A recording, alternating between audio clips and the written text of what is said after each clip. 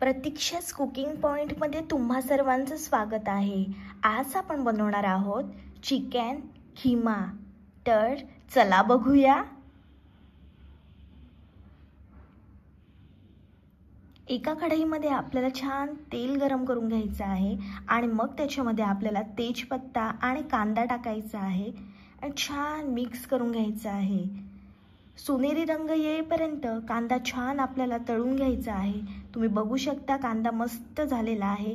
आता आपल्याला त्याच्यामध्ये अद्रक, लसूण, मिरची, कोथिंबीर पेस्ट करून घ्यायची आहे आणि ती टाकायची आहे। इथे मी 2 चमचे पेस्ट टाकली आहे आणि मस्त आपल्याला ती परतून घ्यायची आहे।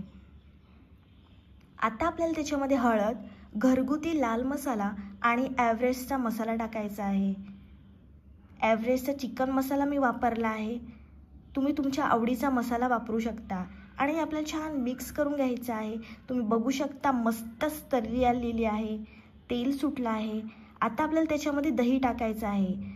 मी 2 चमचे दही टाकते आहे, ते तुम्ही तुमच्या आवडीप्रमाणे टाकू शकता आणि आपल्याला छान एकजीव करून घ्यायचं आहे। तर मस्त आपलं मिक्स झालेलं आहे। आता आपण त्याच्यामध्ये चिकन खीमा टाकणार आहोत। आता आपल्याला पुन्हा छान मिक्स करून घ्यायचं आहे। आता आपल्याला थोडंसं त्याच्यामध्ये पाणी टाकायचं आहे आणि पुन्हा छान आपल्याला ते मस्त परतून घ्यायचं आहे।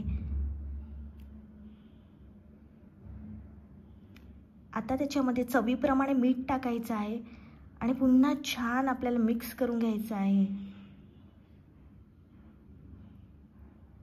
आता आपल्याला पुन्हा पाणी टाकायचं आहे। तुम्हाला जेवढा रस्सा हवा असेल तेवढं तुम्ही पाणी ॲड करू शकता। मी थोडंच वापरले कारण मला जास्त रस्सा नको होता। मस्त मिक्स करून घ्यायचं आहे। तुम्ही बघू शकता मस्त तर्री आलेली आहे।